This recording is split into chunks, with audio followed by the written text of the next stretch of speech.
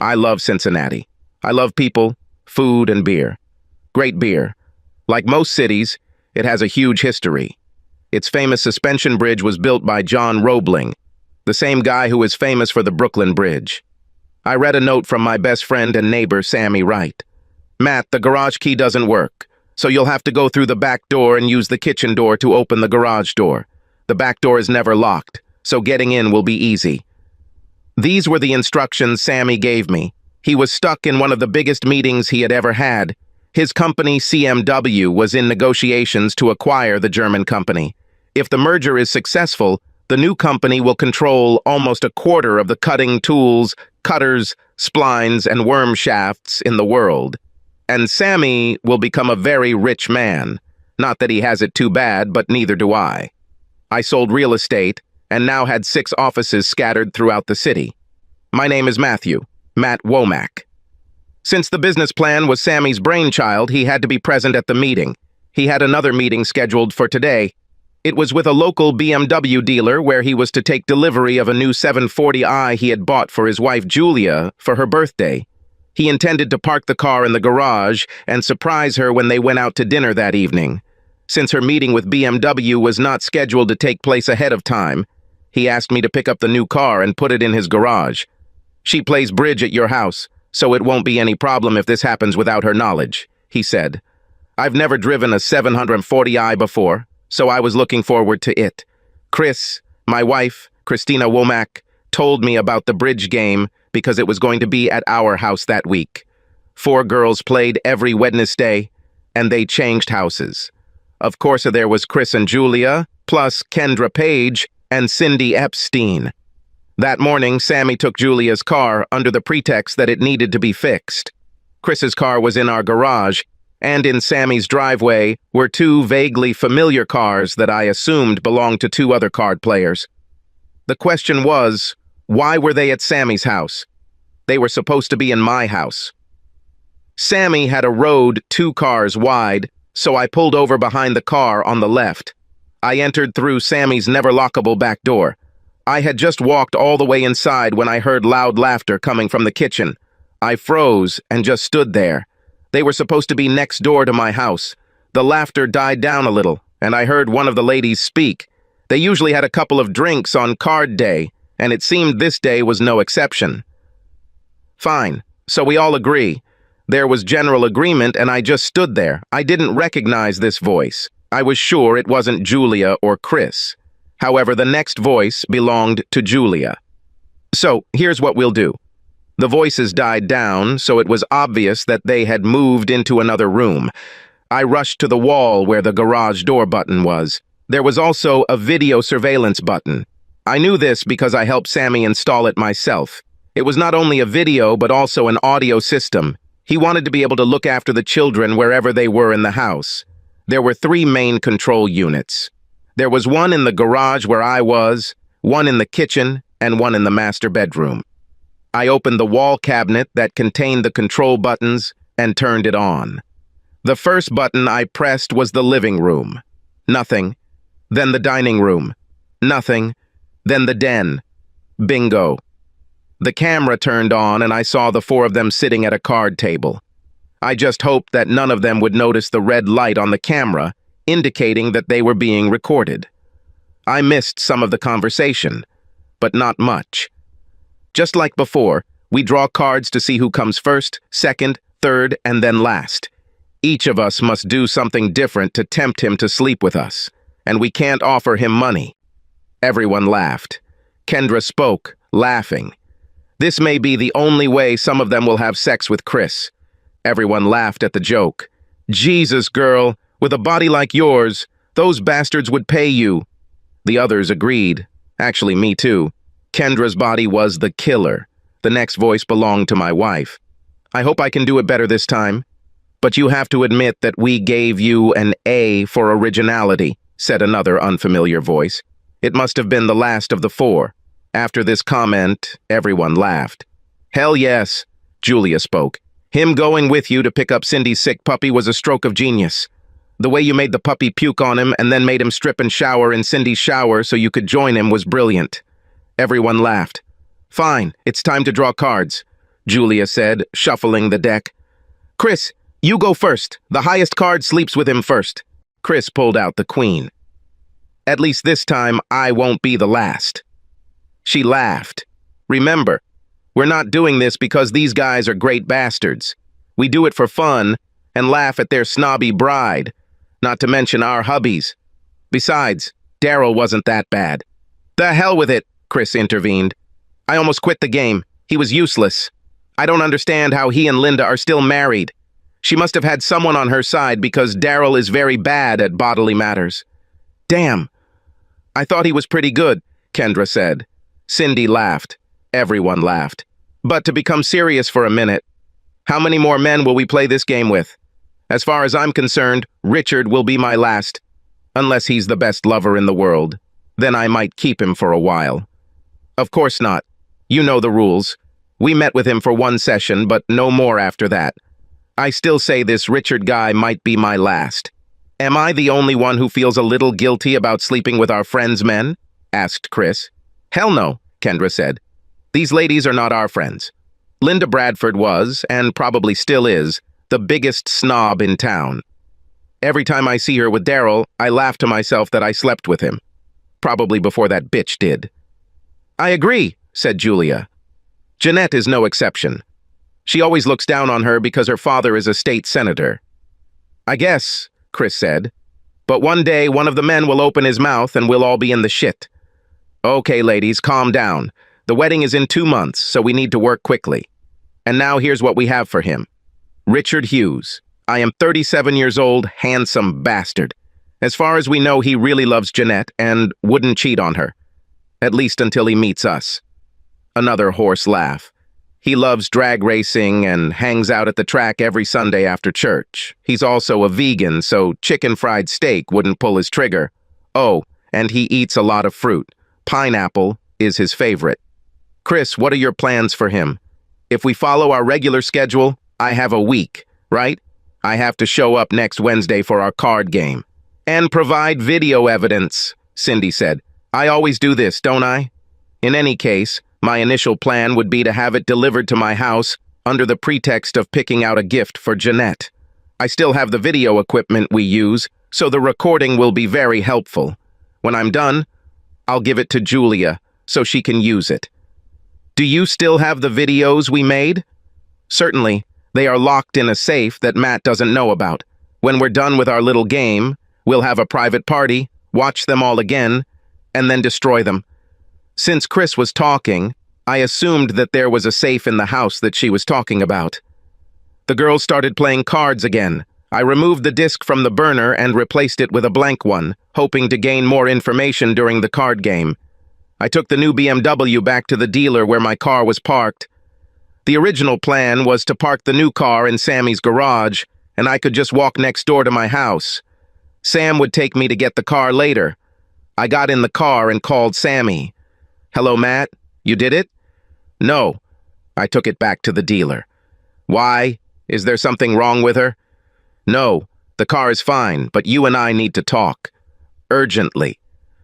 About what? Not on the phone, Sammy, but it must be before you go home.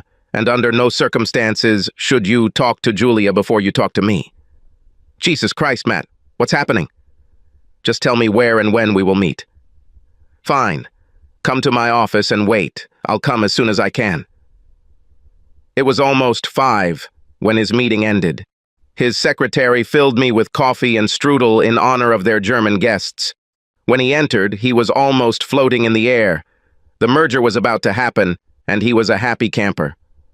Okay, Matt, what's happening? I thought a lot about how I was going to present what I heard, but I came to the conclusion that the easiest way was to simply play the video. I handed it to him, and he inserted it into his computer. Just as he started playing, his cell phone rang. If it's Julia, don't talk to her, I said. He looked, and it was like that. He turned off the phone and turned on the video. When it was all over, we just looked at each other. Finally, he spoke. What the hell did I just see? And who were these people? Good questions, I said. Now what are we going to do with them? Before we do anything, we need more information. For example, watch the videos they talked about. I agree, I said. That's why I left the camera on and running when I left. We will record everything they say while they are saying it in the lair. In the meantime, I'll try to find the safe Chris was talking about and see if their equipment and video footage is there. If Chris has to cheat before their next card game, I'll have to do something soon. I agree, Sammy said. I left a new car at the car dealership. I didn't know what to do with it. Everything is fine. I'll check tomorrow and see if they take it back. If Julia cheats with other men, I'll be damned if she gets a new car from me. We were just leaving his office when Chris called. Where are you? Do you know what time it is? I'm with Sammy and I'm going home. I'll be there soon. Fine. Love you. I love you too. But I'm not sure how much longer I'll love, I thought to myself. Sammy, do you have a private detective that you use? Yes, what should be done? Could he find out who Richard Hughes is and where he works and all that? Of course, Sammy said. Fine. You know this Jeanette the girls were talking about? Not really. Fine. She and Richard will be married in 2 months. Let's see what a detective can do about it, I said. I think at some point we will have to involve other husbands in this matter. Isn't it? I know. Let's wait and watch the video. I know for a fact that if Chris sleeps with one more guy, our marriage will be over. It's the same with me, and I'm sure other husbands will feel the same. When I returned home, Chris was sitting in our den. She stood up, came up to me and tried to kiss me, but I turned my head and her kiss hit my cheek. She was surprised when I turned my head, but simply asked, "Did you have a hard day?" "Yes. Everything is fine? You look tired." "This is true. I'm going to take a shower and go to bed." "Help is needed?" she asked with a smirk on her face. "Not today," I said. Maybe never again, I thought. The next day was Thursday. I took the day off and she had some things to do. Before she could leave, I started looking for the safe. It took me 5 hours to find it. I didn't stop during those 5 hours and completely combed my entire house. I quickly looked through the garage and adjoining workshop because I spent a lot of time there and I didn't think she would put it in such an obvious place. The most logical place, in my opinion, was her closet, because I rarely went there. I finally found it in the living room fireplace. All 3 of our fireplaces had natural stone inserts. I crawled around the floor looking for anything out of place. A crack in the floor, a small hole in the wall. Something suspicious. I looked at the fireplace several times and saw nothing. And there it was, a tiny scratch on the marble fireplace. This in itself would not have piqued my interest. But the scratch was arched, as if there was something on the axle. I took out the screen and pulled the left end of the fake insert. She moved. I pulled it out as far as I could and saw where a square had been cut into the marble fireplace. There were also 2 holes in the marble floor. At the bottom of the fake log were 2 long metal skewers. I inserted them into 2 holes and felt a piece of marble pop out. I removed the heavy piece of marble and set it aside after looking at the spring-loaded locking device. I leaned over, looked down, and saw the safe dial. I sat down on the floor and stared at the fireplace. My body was shaking. Anything she had that required a password or code was somehow derived from her birth date, so it wasn't too difficult to figure out the combination. The door opened on the 3rd try. The inside of the safe was about a foot square and about a foot deep. Inside was a small video camera with various wires and cables, as well as several videos. I was tempted to take them out, but decided to wait until I knew I had more time. I closed and locked the safe and went to the refrigerator for a beer. I took a long sip and called Sammy. "Hey, Matt," he said without enthusiasm. "Hello, Sammy. You can speak?" "Yes. She's actually on deck with your wife." "Did you have the opportunity to watch yesterday's video?" "Hell no. Maybe tomorrow." "Fine." I found the safe that Chris installed. It contained several videos and a small camera. "Did you watch the videos?" he asked. "No. I knew she was not at home, but I was afraid that she would catch me. I didn't know she was at your house." "They're getting up, so she's probably getting ready to leave." We hung up. 5 minutes later, the garage door opened, and she pulled inside. Entering the house, She put down the bag she was carrying and tried to kiss me. I did the same thing I did before. She wanted to say something but changed her mind. She started eating dinner. I barely ate anything, but she definitely had an appetite. Later, in bed, she started pestering me, but I thanked her, rolled over, and then fell asleep. The next day was Friday. Chris left home at 9. I followed her. Sammy called to me as I followed her. His investigator had some news about Richard Hughes. He was a creature of habit. He was a bankruptcy lawyer whose office was right across the street from Sammy's house. Never married. He was Episcopal who always went to church every Sunday, had lunch every day in the same place at the same time. He always came to work at the same time and left at the same time. He was engaged to Jeanette Faraday, and the wedding was 2 months away. The ceremony was to take place at St. Anthony's Episcopal Church, followed by a reception at the country club. The reception was a sit-down dinner for 200 people. We talked for a few more minutes, and I continued to follow Chris until she pulled into the public garage. I sat outside and watched her walk out of the garage, walk half a block, and turn into an office building. I knew where she was going, but I had no idea how long she was going to stay. I decided to go home and check the safe. I pulled out the videos.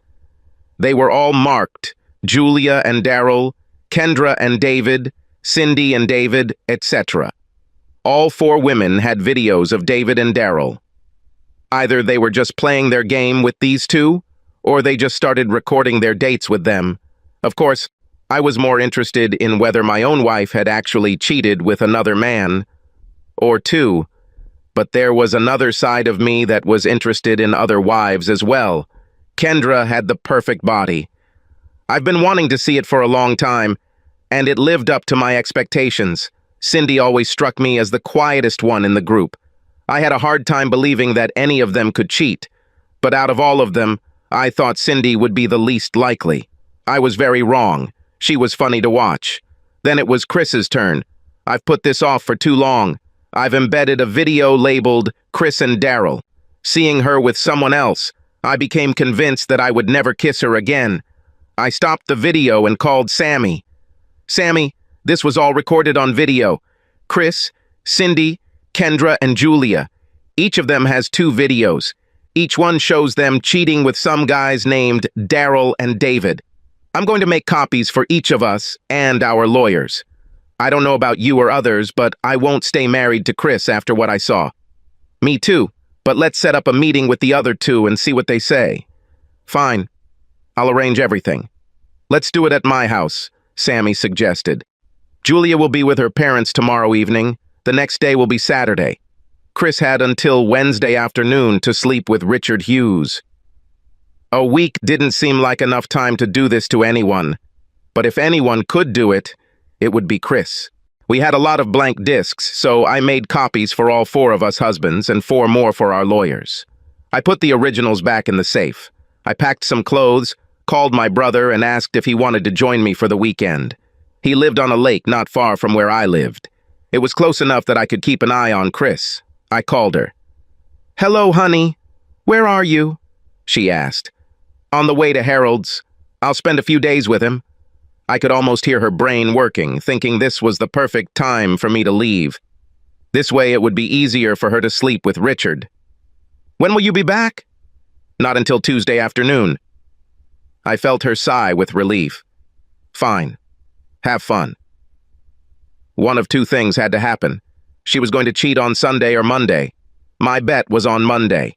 She will meet him in a restaurant, make him an offer he can't refuse, and take him to our home. Most likely she made first contact with him when I followed her into the city center. She would have done this when she arrived at his office building. She could have met him on Saturday and, of course, on Sunday at the races, which he always attended. Meeting him on Monday wouldn't be that much of a stretch. I went to my brother's and we drank beer. After the second one, I brought him and his wife up to date. I called the other 2 husbands and told them we had an appointment at Sammy's the next day. Their names were Jeff and Tommy, and they were married to Kendra and Cindy, respectively. When we got to Sammy's house, he brought each of us a beer. "Okay, Matt, this is your show." "Fine.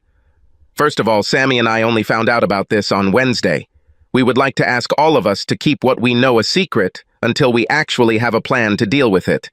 We could all go off on our own, but I think it will have more of an impact if we do everything we do as a group. You're talking in circles, Matt. Give us a clue, said Kendra's husband, Jeff. Fine.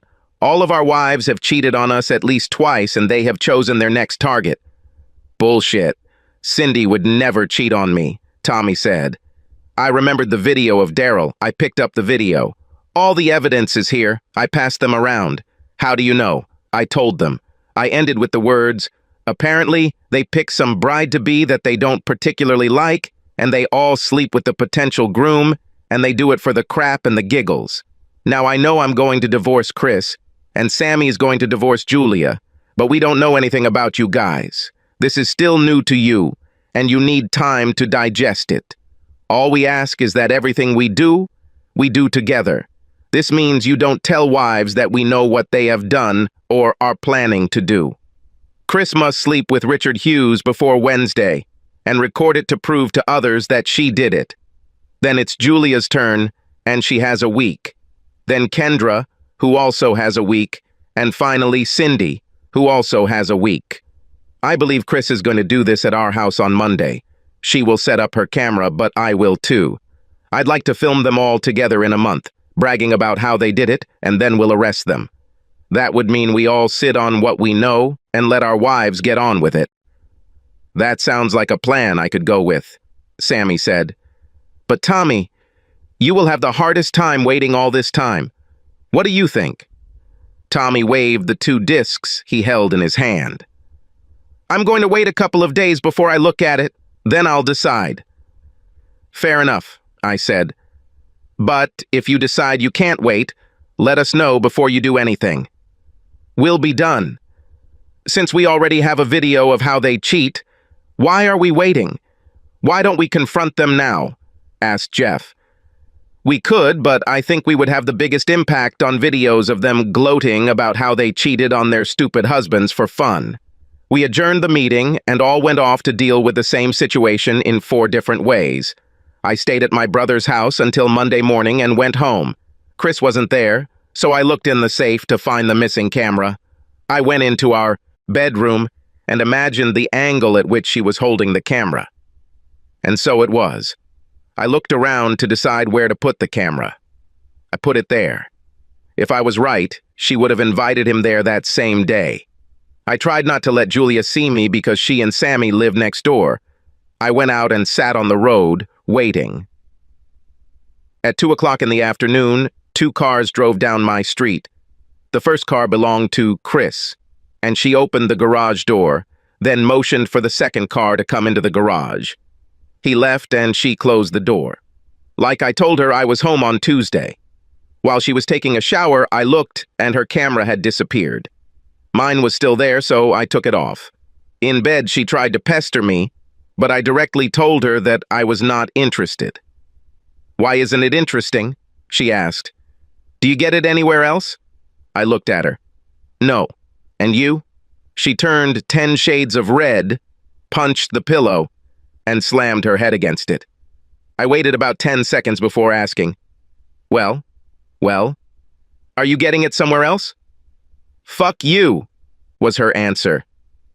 Oh, you're allowed to ask, but I'm not. This is all? I said, screw you. I laughed. She jumped out of bed, grabbed the rumpled pillow, and left. Kendra and Jeff were supposed to be playing cards on Wednesday. Jeff had the same monitoring system as Sammy. She filmed in any room where there was movement, except bathrooms. After the game was over, Jeff took the video and we all went to his house to watch it.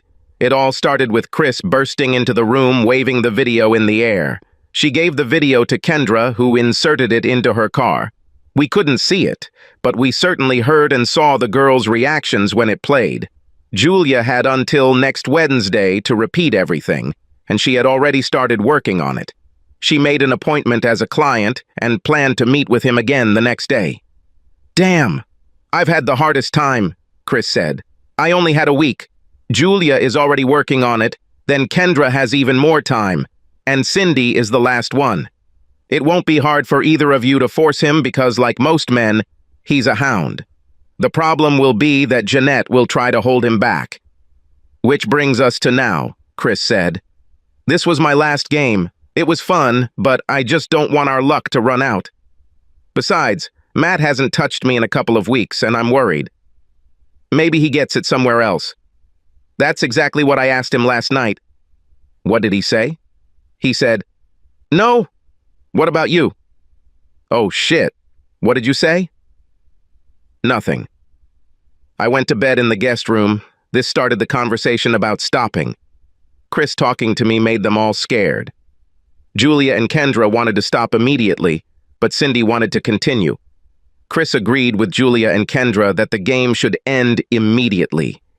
Cindy reluctantly agreed. All four husbands decided to contact the same lawyer and not wait any longer.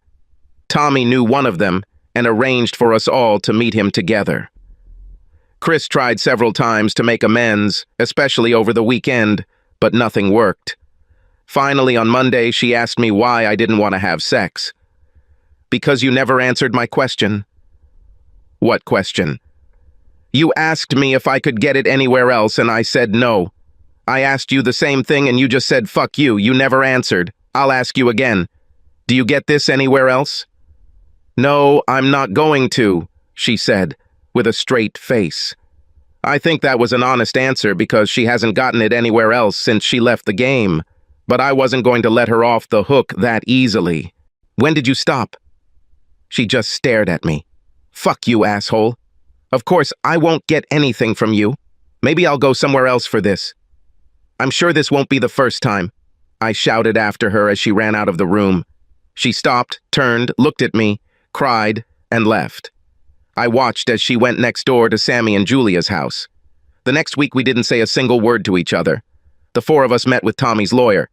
He sat stunned as we told our story. This is a first for me, he said, and probably a first in the state. We're about to make legal history. To hell with history. We just want a divorce. Okay, he said. Give me a few days to collect all the documents, and we will serve them all at the same time. Everything should be ready for their next card game on Wednesday. This is fine. We all agreed that it was, and we all wanted to be there. At the meeting, I learned that silence was the order of the day in the other three houses. Both Sammy and I caught snippets of conversation between Chris and Julia. They were both bothered by our silence and lack of passion. They admitted that ending their game was probably a good idea. It was the following Wednesday when the shit hit the fan. The girls gathered at Kendra and Jeff's house for their weekly game. They grabbed their drinks and took their places at the card table when four husbands entered, accompanied by a fifth man. What are you guys doing here? Chris stammered. We all have gifts for our loving wives, Sammy said. Mr. Davis, would you do us the honor, please? With pleasure. Mrs. Kendra Adams? It's me, Kendra said, taking the envelope. Don't open it until everyone has been given away, Mr. Davis said. Mrs. Cindy Lawson. Mrs. Christine Womack. It's me. And Mrs. Julia Wright. Okay, now you can all open them and congratulate each other. You've all been served. Enjoy your card game, ladies. Kendra spoke first. Jeff, what the hell does this all mean? It's about Daryl, he said, tossing her a video that said Kendra and Daryl and David. He threw another video. Do I need to say anything else? All four of us were begging, sobbing, moaning, and crying as we walked out. I was sitting in the office watching TV when she came in and sat down in her chair. How long have you known? Long enough. Can we talk about this? No. So, what's going on? You pack your shit and leave. I won't do this until I talk to a lawyer. Fine. Talk to Richard Hughes. He is one of them. I mean, the divorce lawyer. Don't forget to show him your videos and this. I threw her 2 more videos. What is it? This is where all 4 of you brag about how much fun it was to play your game and how much fun it was to laugh at your husbands. She sat for a long time with a detached look. How long will you give me to move out? Before dawn. You can't be serious. Everything that remains in this house after dawn will be thrown away. You can pick it up curbside. With these words, I turned back to the TV. An hour later, her father and brother showed up with pickup trucks and trailers. "Matt?" she asked. "Yes? What can I take from the furniture?" "Anything you want, especially a bed." Her father came up to me. "What's happening?" "Ask your daughter." "Yes, but she doesn't want to talk. She cheated on me with at least 3 men and filmed it. She then showed the video to her friends and bragged about it. Get her things out of here by dawn." I took him out of the office and sat down, listening to the knocking and movement of furniture. The sun was already rising when I heard the trucks driving away, and there was a knock on the door. "Enter. I have everything except what I want from this room. It's dawn now. Your time is up." "But Matt, it's dawn now. Leave your key and garage door remote on the kitchen island when you leave." "But Matt," I closed the door while she stood there. I heard her cry when she left. I waited a few minutes before entering the next room. She did a pretty good job of choosing the furniture she wanted. The upstairs bedroom was empty. My t-shirts, shorts, socks, and other things that I had stored in my dresser were scattered on the floor. I looked, and her closet was empty. Out of curiosity, I checked the secret safe. It was empty. I made myself a cup of coffee and got ready for work. Sammy was leaving at the same time as me, so we stopped and chatted. "I saw her leave this morning." "Did you kick her out?" he asked. "That's exactly what I did. I gave her until dawn so her father and brother helped her. What about you?" "I'm leaving for Germany in a week, and I'll be gone for 2 months." I gave her time until then. "Where is she now?" "Trying to sleep. We didn't sleep most of the night." "Are you still divorcing her?" "Oh, hell yes." "Any news from the other two?" "Not yet. We both got to work. I was involved in high-end real estate. My parents and I owned several large pieces of real estate that we developed, as well as 15 business rental properties. We were doing well. I spent the entire morning in the office, mostly chatting with my father and updating him on my personal situation. That afternoon, I stopped by one of the properties we were developing and spoke with the site manager, and then headed home. The house had not seemed empty before, but when I entered it, there was an eerie, empty, echoing sound that seemed uncomfortable to me. I turned on some music to reduce the echo. This helped a little. The next morning I worked, but after lunch I went to buy furniture. I couldn't leave my underwear in a pile on the floor. I knew I was a little out of touch with the cost of some household items, but the cost of a set of sheets shocked the hell out of me. The furniture I chose wasn't the best quality, but it would do. They delivered my new items the next day. Everything was in place when I decided to check other husbands. Of course, I talked to Sammy, so I called Jeff Adams first. "Hello, Matt. How are you?" he said, answering. "Not so bad. I'm just wondering how you're doing." "Not bad. It's pretty quiet here." I chuckled. "And here too. Is Kendra still there?" "No, and I don't know where she is. I haven't seen her since Wednesday." "Have you contacted her family?" "Hell no. Honestly, I don't care where she is. I was going to spend the weekend picking up her shit and throwing it away. What about you?" "Everything is fine here. I kicked Chris out Wednesday night and didn't see her." "Have you heard anything from the others?" "I talked to Sammy," I said. "Julia is still in their house. He's leaving for Germany in a few days and will be gone for a couple of months, so she'll stay in the house until he returns." "I haven't heard anything from Tommy. I decided that I would call him sometime today." "Fine. Let me know if he or any of you need anything." "I will do so. Thank you." When I called Tommy, no one answered. I tried several times throughout the day, but my calls always went to voicemail. The rest of the weekend passed quietly. Monday morning, I saw Sammy and Julia driving away in her old car. She was driving. Took him to the airport, I guessed. It felt normal to see them together, and surreal to remember what had happened over the past few weeks.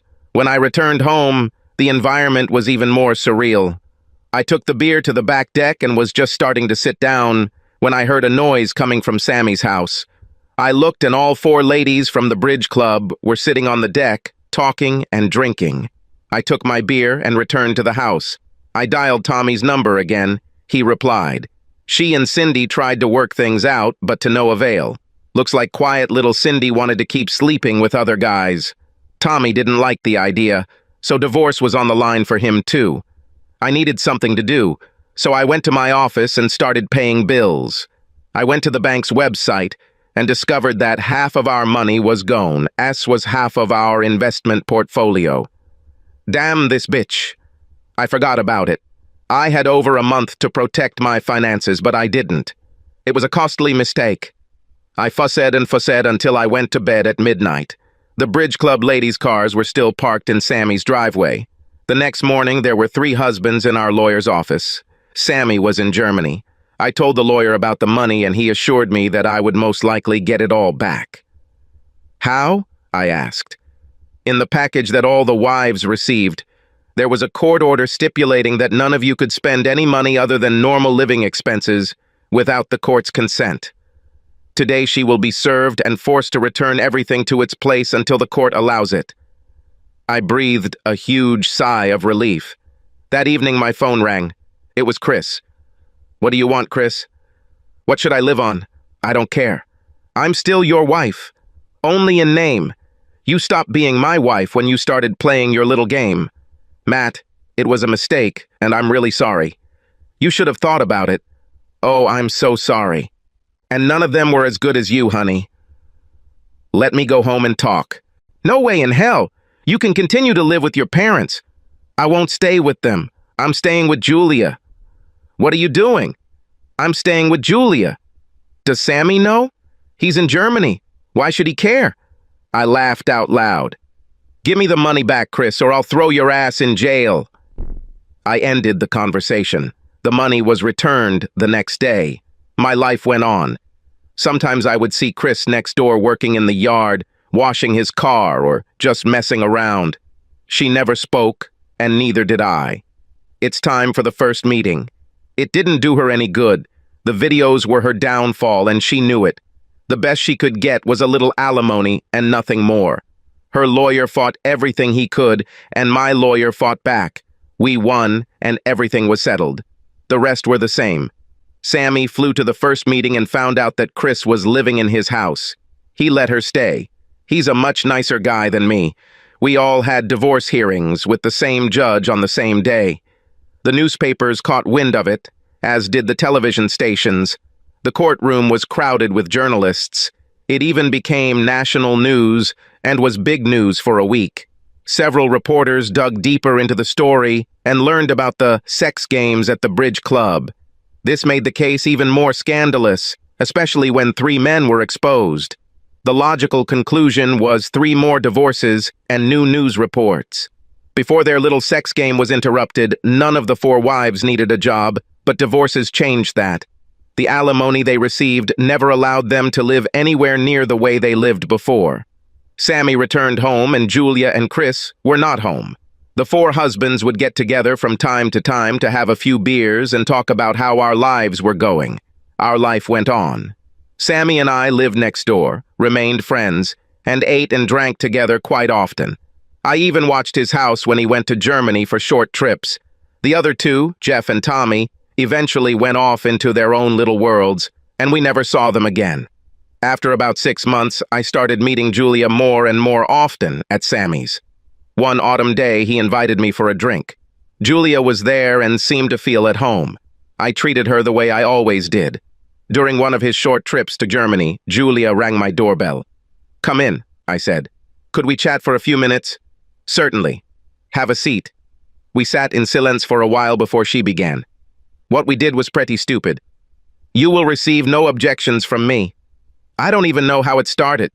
It was something about women you didn't like." "Yes, but not really." "This doesn't make any sense," I said. "Matt, none of this made sense. We ruined 4 marriages, mostly on a bet." "Argument?" "And it all ended in the destruction of 7 marriages, as far as I remember." "You are right. It was 7. God, how stupid." I let her sit and think. Actually, I think it was Ellie's idea originally. Ellie was Eleanor Swenson. She was their substitute bridge player. When one of the regular players was not available, she was invited. She sat in Cindy's place and told us about one of the ladies at the country club who was nothing but an obnoxious bitch. We all knew her, but we didn't really think as badly of her as Ellie did. Anyway, Ellie said that this lady, I don't even remember her name, was bragging about her new husband and how short she kept his leash. He couldn't even urinate without her permission. Anyway, Ellie said she thought it would be great to sleep with this new husband on a tight leash, so she did. After she told us that story, I think Chris came up with the idea that we could do this with all the women we didn't like, only we would all have a man, be it a fiancé, a husband, or just a boyfriend. We were all high on booze at the time, and it sounded funny. The following Wednesday, I mentioned it in passing, and Cindy, who had not been there last week, asked what we were talking about. Kendra filled her in, and we all laughed. Then Kendra mentioned Linda Bradford, and it turns out we all disliked her and her big mouth. Cindy looked at Kendra and said, "I dare you. She's getting married in 3 months. I want to do this." I asked if she wanted something to drink. "Just water, please." I poured her a glass, and she took a sip before continuing. Kendra told Cindy that she would do it if Cindy agreed. Cindy then took a deep breath and said she would do it if we all did it. That's how it all started. Ellie never became part of the group and, in fact, never knew about it until the divorce. We never mentioned it when she played with us. "Holy shit," I said. "And all this is for a bet." To her. "But you all seem to enjoy it?" "Who doesn't like sex?" she asked. "Do you still play cards with 4 players?" I asked. "Every Wednesday. We were stupid, but we were stupid together. We were friends before we were stupid. We were friends during our stupidity, and we are still friends. Only now we like to think that we are not so stupid, and the conversation goes differently." I laughed. Really laughed for the first time in a long time. "Let me ask you a question," I said. "Shoot." "I'm guessing that since you all regret the day you started your little game, you're unhappy with what you did to your husbands. Are any of you glad you got divorced? Are you glad we got divorced? Maybe Cindy. Are any of you dating anyone?" She smiled. "I'm trying to negotiate with Sammy, as you know. At the moment, Kendra is not interested in dating. Cindy sleeps with everyone. And Chris is sitting at home crying and looking at your wedding photos. She wants to talk to you, but she's afraid." "Afraid? Why?" "She thinks that if she doesn't talk to you, things will eventually calm down and you might like her again." Notice I said like. She knows that you will never love her, but she would at least like to be friends. "What if she talks to me? And if she talks to you, it will make you remember what she did, and you will hate her again. She knows, like the rest of us, that she screwed up, but the worst thing for her is what you saw. And she, like the rest of us, enjoyed the damn part. Well, you can tell her that I don't hate her. You can also tell her that we will never be friends, so she should move on with her life." We chatted for a few more minutes before she left. Not even a year has passed since my divorce. Sammy and Julia were divorced, but lived together. They tried very hard to make their life together work. It helped that Sammy spent time in Germany, and Julia could look after the house. And of course, when he returned home, she always had a warm bed for him. One Saturday afternoon, Sammy, Julia, and I were grilling steaks on the back deck when we heard the front door ring. Julia went into the house and returned with Chris. "Hello," she said. I was just passing by and decided to stop and say hello. Sammy and I just looked at each other. He shrugged as if to say, "I don't know anything." "Sammy, thanks, but I have to go," I said. "Goodbye, Julia." I didn't say anything to Chris. I stepped off the deck and headed home. "Matt." I kept walking. "Matt, damn it, talk to me." I continued walking until I felt her grab my arm. I stopped and turned to her. There were tears in her eyes. "I'm sorry." "You're welcome, Matt. I'm sorry. I screwed up and I regret it. Just forgive me and give me a chance to talk to you." "What can you say that you haven't already said?" Should I say that you apologize for the 1,000th time? Should I say that you were wrong for the 1,000th time? Or that you regret it just as many times? The fact remains a fact. You thought so little about our marriage and about me that you thought it was normal. How can I forgive you for this? You forgave Julia. I had nothing to forgive her for. What she did or does remains between her and Sammy. She was his wife, not mine. I didn't care what she did then or what she does now. Her behavior is none of my business, but you were my wife, my soulmate, my meaning in life, and you gave 3 other assholes the most precious thing that one person can give to another. What you promised was only mine. I can't forgive you for this. You'll never forgive me, will you? She asked sadly. No, and not gonna. I'm sorry. I'm really sorry. She turned and walked, sobbing, across the yard to her car. I'm going home. Sammy called me a few minutes later and told me my steak was ready. I returned, and the 3 of us enjoyed our meal. I saw Chris at Sammy's house almost every day when Sammy was gone. She never came, but sat and watched. Sometimes it seemed to me that she wanted me to see her, and sometimes she didn't.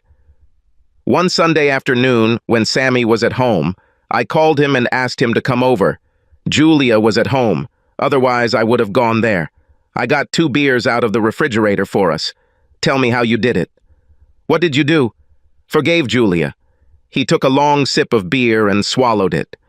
I was in Germany, was there for a week or so, had dinner with one of the board members, and we started talking about sex. He and all of Europe look at sex differently than we do. It's more casual. Married people having sex outside of marriage rarely causes divorce. A carelessness here or there doesn't seem to matter much. Essentially, he said that married couples should think before they divorce and decide whether they are happy with or without their spouse and go from there. I love Julia. Still. When I returned from my 2-month trip, I had almost forgotten what she had done and was glad to see her. It didn't last long because I remembered how much she liked being cheated on me. I asked her to leave. Chris left too. When I had more trips and came home to an empty house, I began to think about what my German friend told me. On my next trip, I met a lady at a bar and we had sex. When I got home that time, I called Julia and we had dinner. A week later, we were already having sex. There was still something better about the British girl, and I can't say exactly what it was, but Julia was good. It dawned on me that, besides sex, I missed her. Her smile, her sense of humor, her very presence next to me made my life better. 3 weeks later, she returned. It's similar to how it was when we were married, and I found that I rarely thought about her with other men. What if she does it again? I asked. Yes, that's the rub, he said. I couldn't bear to have my heart broken again. I will probably then move to Germany and run my company from there. Maybe I'll get used to the European way of life. He simply said that Julia was good in bed, but I remember him telling the husbands that she was probably the worst of the 4 wives. Maybe his renewed love for her, and that's what she seemed to be, was compensating for something like a grade on the curve. Over the next 2 months, I thought long and hard about what Sammy said and even started calling Chris 3 times, but I just couldn't pull the trigger. One evening, Sammy, Julia, and I went out to dinner. I wanted to talk to both of them about this forgiveness they had. We were halfway through dinner and Sammy was telling me how he struggled with forgiving Julia. It wasn't easy, but I think I finally did it, he said. Julia leaned over and covered his hand with hers. And don't think that it was easy for me to forgive myself, she said. I'm still struggling with it. It was, without a doubt, the stupidest thing I've ever done. Both Sammy and I agreed with her. I excused myself and went to the toilet. When I returned, a man and woman were approaching our table. They held hands. I reached the table just in time to hear Chris's voice. Hello, Sammy, Julia. It was nice to meet you here. Hello, Chris. We're here with Matt. She let go of her boyfriend's hand. Matt? Where is he? Right here, Chris, I said. She turned to face me. Who is your friend? I pointed her out to her date. This is Jim. He is my friend. It's good to have friends, I said, sitting down, putting a napkin on my lap and starting to eat the food that was brought while I was in the toilet. Well, maybe we should go, Chris said, looking straight at me. Sammy and Julia said goodnight to them. I took a sip of wine. Her being on a date pretty much answered my question about forgiveness. I nodded. We ended dinner without mentioning Chris or her beau. I don't know what I expected, but Chris took every opportunity to beg me to forgive her and bring her back to try again. While dating, she apparently refused any reconciliation with me. I hadn't dated anyone since my divorce, but after that dinner, I decided it was time to do so. Dating might not be the right word. I didn't want a date, I wanted sex. And the first thing that came to my mind was Julia's comment about Cindy. I remembered how wild she was in the video and was tempted, but decided not to. I didn't need a social illness. I also ruled out Kendra as a possible sexual partner. I even briefly thought about asking Chris, but I was afraid that she would take it as me wanting her back, as opposed to me just wanting her body. The Tall Stacks Convention and Race was held in Cincinnati. For a whole week, steamboats from all over the United States converged on Cincinnati for racing, exhibitions, demonstrations, and general frivolity. It was a week-long throwback to the glory days of steamboats. People wore period costumes and behaved accordingly. Cincinnati also had an actual showboat that hosted live productions. They called her Majestic, and she was beautiful. Sammy, Julia, Chris, and I often watched her show. I haven't been to her show since I got divorced, but I was downtown one Friday night and thought of her. I took a chance, and of course there was a show. I parked, got my ticket, and walked across her deck until they opened the doors for us. The show was crazy, and I laughed a lot during the first act. At intermission, I was enjoying a glass of wine while walking on her deck again and looking out over the water of the Ohio River when I heard her. "Hello, Matt. Do you like the show?" Without looking at her, I said, "Yes, Chris." "And you?" "Yes. It's not as fun as it used to be, but it's still fun," she said. I looked at her. "Where is your date?" "I don't have one. Where is yours?" "I don't have one either." "Why not?" I looked at her. "Why do you care? Besides, I could ask you the same thing. Just curious." At that moment, a man approached with 2 glasses. "There you are, Chris." "Thank you, Jonathan." "No date, huh?" I asked her. At the restaurant, his name was Jim. Unless he's the other guy. I looked at Jonathan, and he was definitely different. This guy was old enough to be her father. "Jonathan, this is my ex-husband, Matthew Womack. Matt, Jonathan Precip." We shook hands. Jonathan spoke. "Good evening, Matthew. I've heard a lot about you." "I'm Matt, please." "Fine. Matt, I'm Jonathan. I understand that you like Majestic." "That's right," I said, and looked at Chris. The rim of her wine glass was at her lips, and she looked at me over the glass. "Who told you that I like Majestic?" "Chris, of course," he replied. "Of course," I repeated. "She said you had ideas on how to help save her." I looked at Chris, and she looked away. "Can I ask what this has to do with you?" "Oh, sorry. I belong to a group interested in preserving things like our zoo, the Fountain Square Fountain, the Taft Museum, and other sites worthy of preservation." "And how exactly does Chris fit into this?" I looked at her just as the bell rang, calling us back to our seats for the second act of the play. "Can we talk after the show?" he asked. "We'll see." I dodged. After the show, I went straight to my car and drove away. I hadn't gone far when my phone rang. Working in real estate, I almost always answered it. "Hello?" I replied. "Where have you gone?" "Jonathan was looking for you.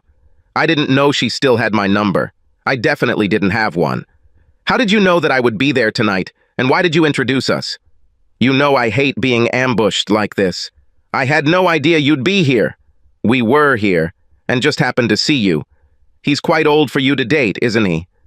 "It wasn't a date. Several committee members were there to review it. They are trying to decide if they want to invest in saving the Majestic." "And how exactly do you fit into this?" "No, wait. I don't want to know because I don't want to talk to you. Goodbye." "Wait, Matt. You don't have to talk to me. Is it okay if I give him your number? You can talk to him and I won't interfere." I thought about it, I talked about trying to do something, but never did it. Perhaps this is my chance. Fine. Tell him to call me tomorrow. He did it. We talked about the goals of his organization, but after seeing Majestic, he and the members of his organization were not sure that this was their project. Our other interests attract the masses. Majestic has limited appeal, and we don't think we want to mess with it. Why were you on the show last night? I asked. Your ex-wife pushed us. She told us how much you two and apparently some friends enjoyed being there. She then went on and on about how you and your friend were always talking about getting some money together to repair the boat and upgrade it. She is very convincing when she wants to be. I remembered that she only had a week to sleep with Richard, and how convincingly she must have said, I agree with you. How did you meet her?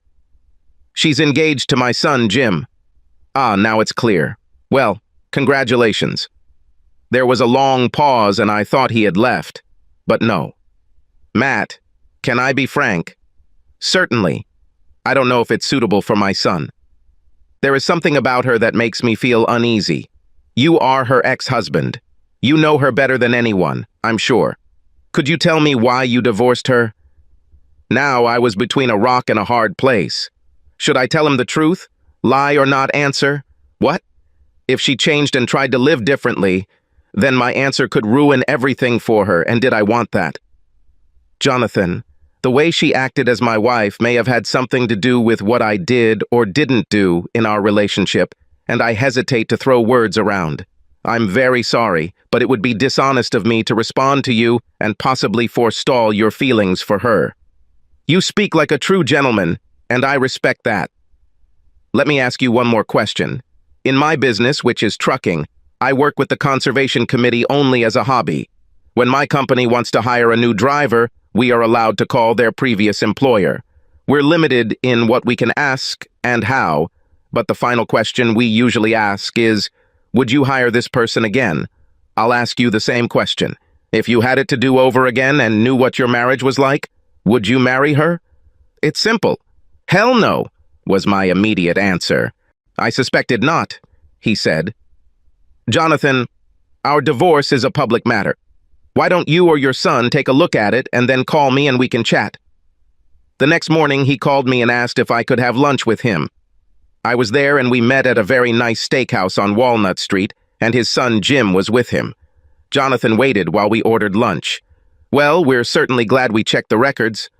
How much of what we read is actually true? He asked.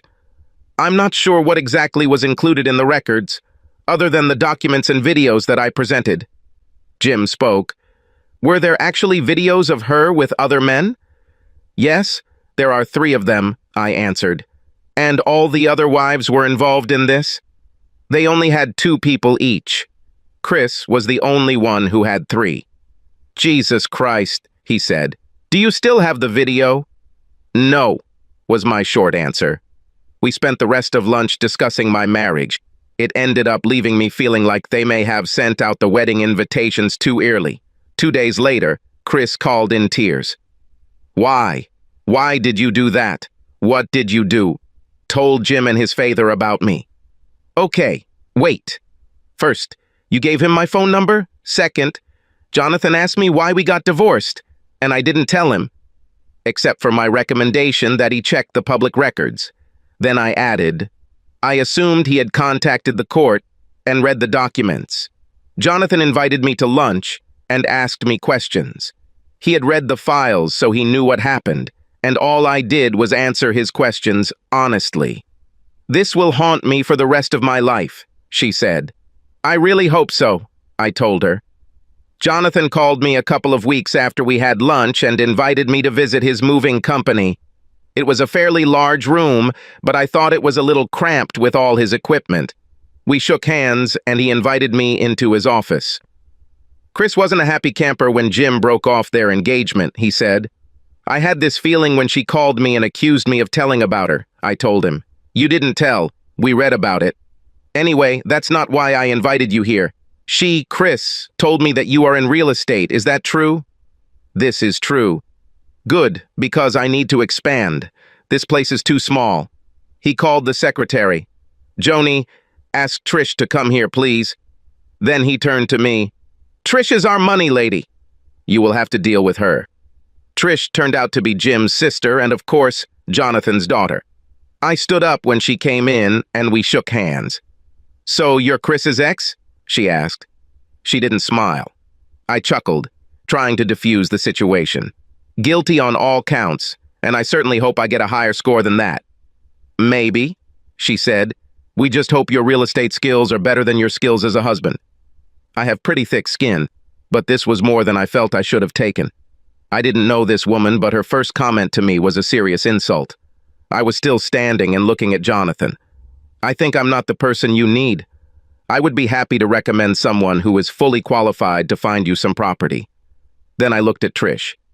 You obviously know about my marriage because your father and brother discussed it, but if you had been paying attention while they were talking, you would have known that I did nothing wrong before, during, or after the marriage, so that there was nothing wrong with my man skills. I walked to the door, turned and said, "Goodbye, Jonathan." "Ma'am." I left, and Jonathan's curses at his daughter echoed throughout the building. My phone rang before I even left their property. It was Jonathan. "Matt, come back. She's just in a bad mood. Everything will be okay." "No thanks. I don't see where we should go except down. I don't think we would be comfortable working with each other. However, I have given serious thought to finding someone to help you, and I know of at least 3 properties that would fit your needs. His name is Justin Collier, and I can have him call you today or tomorrow." "You are sure?" "Definitely." "Okay, let him call me." Justin called him an hour later and went straight to Jonathan's office. Justin sold him the second building they looked at. Justin offered me half the commission, but I refused. Justin told me that when he met Trish, she was very remorseful and asked him to apologize to me for his behavior. A week after they closed, I was sitting at my desk. I looked up. Trish, or whatever her real name was, stood there. She had a flower in her hand. "Can I come in?" she asked. I nodded. "This is for you," she said, handing me the flower and sitting down. I smiled. "Thank you, Miss Precip, or Mrs. "Trish is fine." "This is short for Patricia." I nodded again and noted that she didn't give her last name. "I behaved badly that day when you came to us." "I had no right to imply that you were a bad husband. I thought about this while listening to my father and brother discuss it. The only excuse I can offer is that I had just had a fight with my boyfriend, and all men were assholes at that point in my life." I still held the flower in my hand, so I brought it to my nose and inhaled. "Very nice," I said. "My apologies?" she asked. "No, flower." "Your apology sucks." She almost smiled. "If I treated you to dinner, I would have more time," she said. "Are you sure?" "I'm ready to try if that's the case." "Fine. When and where?" I asked. "Give me your address. You deserve the complete package. I'll pick you up. How about Friday at 6:30? I smiled as I wrote my address and phone number on the back of one of my business cards. I was ready for the doorbell when it rang. I opened the door, and there she stood with an armful of flowers. "It seems like you liked smelling the first flower. This should make you happy for a while." She smiled. "And me too." I put them in my kitchen, took one out, and cut the stem short. She just looked at me. I inserted it into the breast pocket of my jacket. We went outside, and a limousine was waiting for us. I started laughing when I saw him and almost didn't stop all evening. The evening was one of the best of my life, and I had a feeling it was the same for her. Neither of us had any desire to eat our fill, but we enjoyed the wine and each other's company. When the evening ended, we sat next to each other in the limousine on the way to my home. She even walked me to the door. "Thank you, Matt. It was fun." Then she kissed me. I took the flower out of my breast pocket and placed it in the neckline of her dress, leaned over and smelled it. Then I kissed her. She started to leave, but I stopped her. It was one of the best evenings of my life, but I have to ask, do you still have a boyfriend? I'm not sure. We haven't spoken in a couple of weeks. I took both her hands in mine. If you don't leave him, this will be goodbye. If you do, I'd like to meet again. She kissed me lightly. I would also. I've never had so many kisses on a first and possibly last date. It was 2 days later, on Sunday evening. My phone rang. Hello? Hello? This is Trish. I don't have a boyfriend anymore. What's happened? I told him about you, and he told me about his new girlfriend. We parted as friends. In that case, would you like to have dinner on, say, Wednesday night? I asked. She laughed. What if I get hungry before Wednesday? It was my turn to laugh. What's the earliest time you'll be hungry? I'm already hungry. When she told me this, I actually laughed. Are you sure? I asked. Absolutely, came her answer. Okay, but you won't have a limousine. Just bring me a flower, she said. I was on my way less than an hour after she gave me her address. I needed to shower and shave before leaving, so I went into the kitchen and picked up one of the flowers she brought me 2 days ago. The first thing she asked for when I arrived was her flower. I handed it to her and she immediately hid it in her blouse where the top button was fastened. I noticed that the button was at the peak of the bulge of her breasts. I decided that I would smell him before the night was over. It didn't take us long to eat, and she invited me for a drink. There's a little place not far from here that serves great buxi. Would you like to go there? What is this place called? Chas Trish, she said. Not bad, I said. We laughed, drank, and even danced until 1 in the morning, and I decided that it was time for me to go home. I had no intention of doing anything that would embarrass her at this early stage of our relationship. I walked her to the door and we kissed. Then we kissed again. Then I leaned towards the flower and took a deep breath. I reached out and took the flower, being careful not to touch anything other than the flower.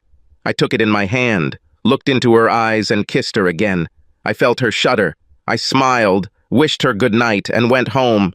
We had just started our 2nd month of dating and were having dinner at a restaurant. Cincinnati, like every other city in the world, has some great restaurants. We went out at least 3 nights a week, and every weekend except the previous one. Our dining experiences have gone from Chili's in Cincinnati to Michelin-rated restaurants and everything in between. We were looking at each other more than we were eating when I heard a voice that sent shivers down my spine. You're an even bigger asshole than I thought, said the voice. You made them get rid of me to get her. It's very sad, Matt. Oh, by the way, hi, Trish. Go to hell, Chris, I said without turning around. Fuck you, Matt, she said in a broken voice and left. Soon after that, we went to my house. It was a Friday night and still early, so I called Sammy and Julia to see if they wanted to join us for drinks. They weren't dating. Trish and I decided it was time.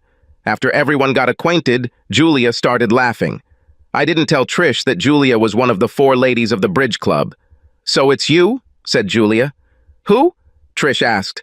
I just talked on the phone with Chris. I assume you know her? Indeed, I know. She was engaged to my brother. She told me that she saw you together. Yes, indeed, Trish said. I would guess that she was not very kind. You're right. I made everyone drinks, and we chatted for a few hours before Sammy told us he needed to get some sleep because he was leaving for Germany the next day, so he and Julia left. Good couple, Trish said as they left. Yes, it is. They act like they really love each other. It's nice to see couples like this still exist. How long have they been married? They got married about 6 years before the divorce. Divorce? It is even better. How long were they divorced before they got married again? They are not married, but they are working on it. Why did they get divorced? Do not tell me. Sammy cheated. I laughed. Sammy? No. You mean she did it? I wouldn't have believed it in a million years. I brought her up to date. Oh my God. I still don't believe it. Why did he take her back? You said it yourself. They act like they're in love. And they are. They are working very hard to overcome what she did. And it seems to be working. Wow. Have you ever thought about discussing this with Chris? Yes, for a very short time. But then I saw her on a date.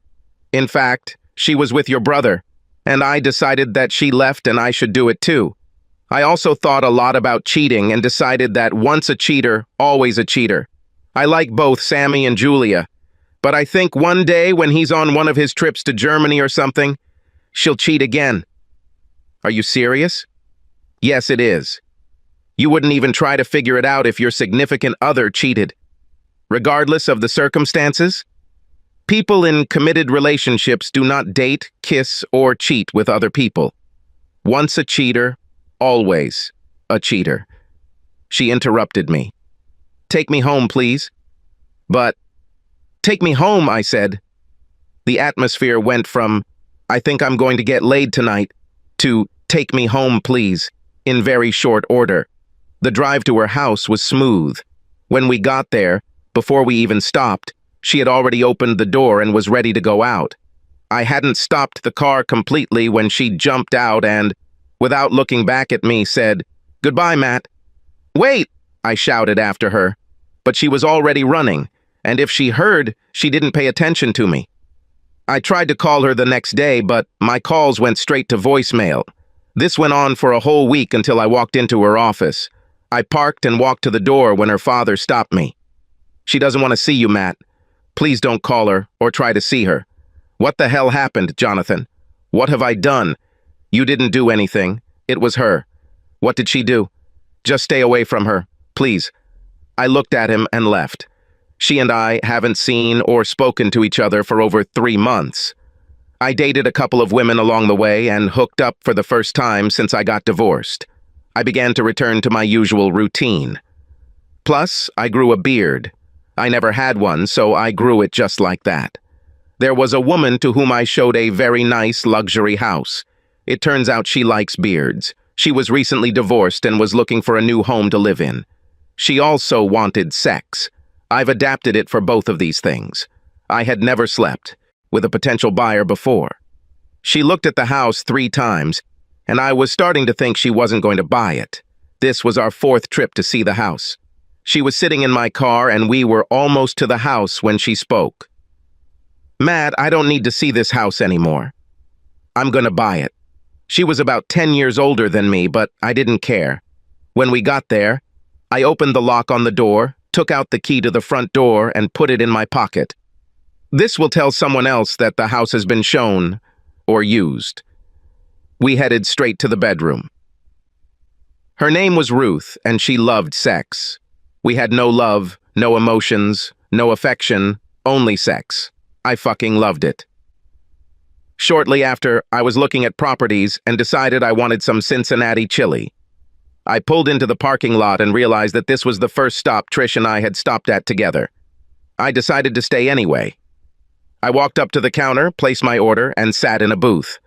Before I could do that, my order arrived and I started eating. I was eating, trying not to get the chili in my beard, when 2 women came in and, like me, had placed their orders and found an empty seat. One of them was Trish. She looked straight at me and I started to say hello, but apparently the beard confused her and she didn't recognize me. They were sitting 3 booths away from me. I stood up and went to the soda machine to get a Coke. I then grabbed my chili and headed to the booth right behind them. They were talking and did not pay any attention to me. The woman who was with Trish spoke very excitedly. It was the most romantic thing. He got down on one knee with passion and proposed, holding the ring out for me to see. Look, at this point, I assumed she had shown Trish her ring. Trish has had enough respect and said all the right things about how beautiful it was and how lucky she was and other girly things. The food was brought to them, and they were already eating when another voice spoke again. "When is Howard going to ask you this question?" Trish was silent for a few seconds before answering. I don't know." "You're going to say yes, aren't you?" "I think so." God, girl. I was head over heels in love when Jamie asked me. After that, I blew his brains out. They laughed. The problem is that Howard's brains are not the ones I want to take out. "Come on, Trish. That other guy is history. You killed him when you slept with Howard." "Yes, I know. Let's talk about stupid things." "I was dating Matt, and Howard was dating someone, so we broke up. Matt and I had only been on a few dates when Howard called. He wanted to talk, so I met with him. His girlfriend left him, and he was feeling depressed, so I'm with him. It certainly wasn't the first time, but I knew it was a mistake when I did it.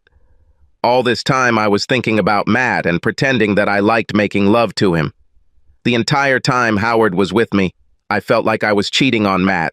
When I returned home, I vomited. Damn it, Francie. He was the only one, and I cheated on him.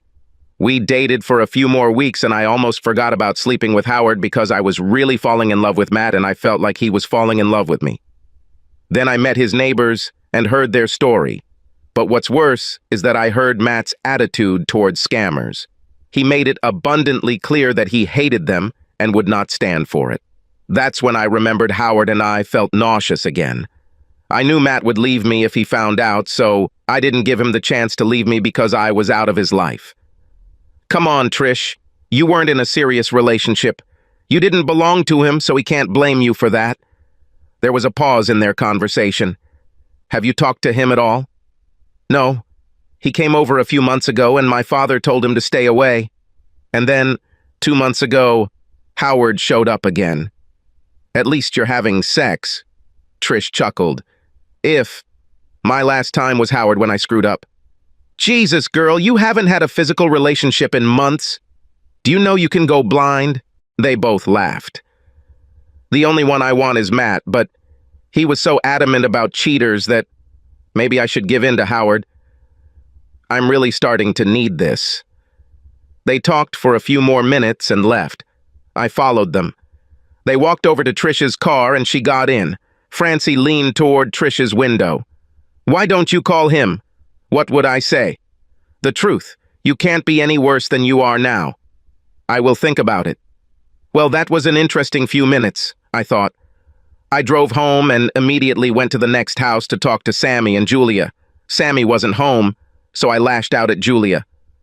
You really like this girl, don't you? She asked. I think yes. Things were going pretty well for us until she left. I haven't seen her until today. You never found out why she left until today? Absolutely right. But you are thinking about forgiving her. Yes, but you haven't forgiven Chris. Chris was my wife when she cheated. There's a difference between getting married, cheating, and having sex with an old guy when you're dating a near stranger.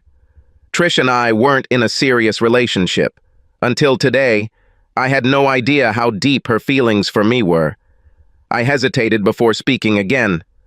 How are you and Sammy doing? She didn't hesitate. We have our difficulties, but I think we can handle it. We both know the saying, once a cheater, and so on. Especially me, but we never mention it. I love Sammy and would be completely lost without him. Every day I see in his eyes the pain I caused him, and my heart hurts, my soul cries, and I redouble my efforts to show him that he was right, forgave me. If you gave Chris a chance, she'd be the same. But now she has a new boyfriend, so she's moving on. Good for her. We were sitting, so I stood up and walked over to her. I took her by both hands and lifted her up. I'm glad it's working for you and Sammy, and I know you regret what you did. I see it every time I see you look at him. Either I'm not as strong as him, or I wasn't as in love with Chris as I thought. In any case, we will never know. I hugged her. Now I understand why he loves you so much. It's easy to forgive you. She hugged me, then kissed me on both cheeks, and I saw tears in her eyes. You cry a lot, don't you? I asked. She nodded. I'm crying because I was stupid. I'm crying because I hurt Sammy. I'm crying because I'm so lucky that he loves me. And I'm crying because I want you to be happy, whether it's with Trish or with someone else. I got out and headed to the next house. I knew what I wanted to do and started doing it. I took out my phone but didn't have time to call because it rang. I looked and it was Trish. I took a deep breath and replied, Hello. Hello, Matt. This is Trish. Can we talk? About what? How did you just walk away and leave me without telling me what I did wrong? Oh my God, you didn't do anything wrong. It was me. I did it. What did you do? Just not on the phone, please. I can come to your house or you can come to mine. When? Now. I can do it in 2 hours at my house. Fine. In 2 hours. See you then. Thank you. I ran out and bought her flowers, then took a shower and shaved my beard. She knocked on my door exactly 2 hours after she called. I opened the door and my heart started beating faster. Hello, Matt. Trish, come in. Can I get you something to drink? A strong drink of any kind of alcohol, she said. I poured a generous amount of bourbon into the glass and handed it to her. I enjoyed it. I knew why she was there and I knew what I was going to do, but she seemed scared. I remained very tense, which did not make things easier for her. Please sit down. I pointed to the sofa. She sat down, took a long sip of bourbon, and made a face. Then she did it again. I did something really stupid, she began. What have you done? When? Months ago. Oh, that's around the same time you left me. This time she took a small sip and shook her head. It was a couple of months ago. We just started dating. What did you do there? Oh my gosh, this is harder than I thought. She stood up. You and I have only met a few times. She stopped and took another sip. My ex-boyfriend wanted to see me. She stopped, put down the glass and headed towards the door. Maybe I should do this another time. No, I said, grabbing her hand. You started it now and finish it off with this. You'll hate me. No. She took a deep breath. I slept with my ex-boyfriend, so I said it. And now I'll leave. I know about this, and you won't go anywhere. At least for now. Her eyes became huge. What you said? I said you weren't going anywhere. She interrupted me. Not this. Now I was playing with her. Oh, this. Yes, I knew about it. You knew? Why did you sleep with Howard? Yes, I knew. The fact that I knew she slept with him was a surprise, but the fact that I knew his name was a big shock. Her face turned pale and her eyes became huge. How do you know? It does not matter. What matters is, are you ever going to do this again? No. God, no. When he asks you to marry him, what will you tell him?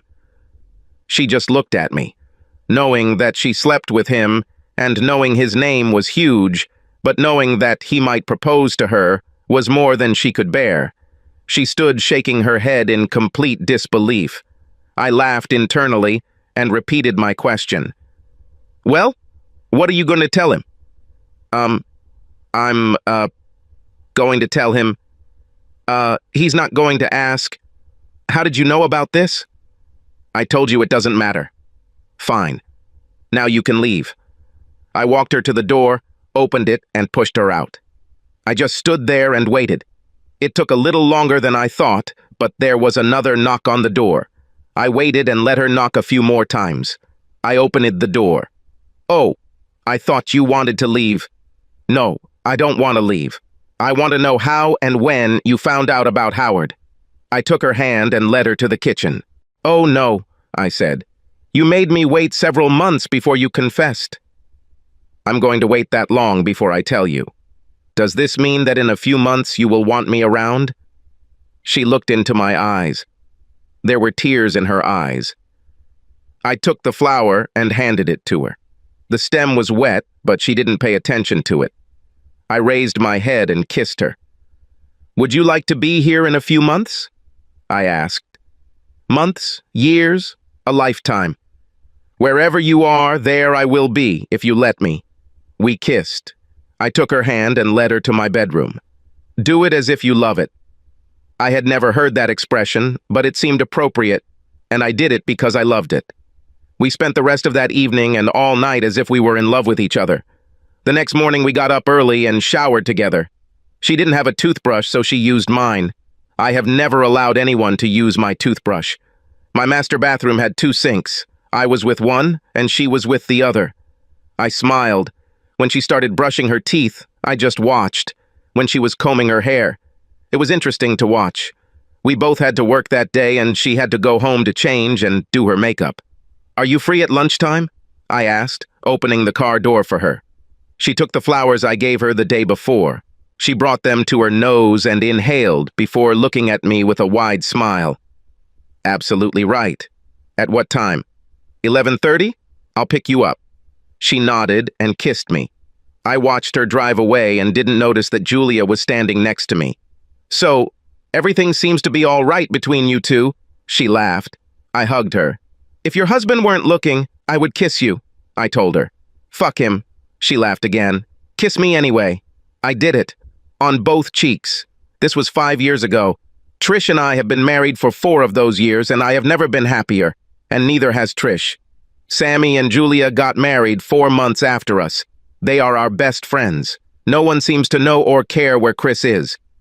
I give Trish flowers at least once a week, and neither of us gets tired of smelling them, no matter where they are on her or my body.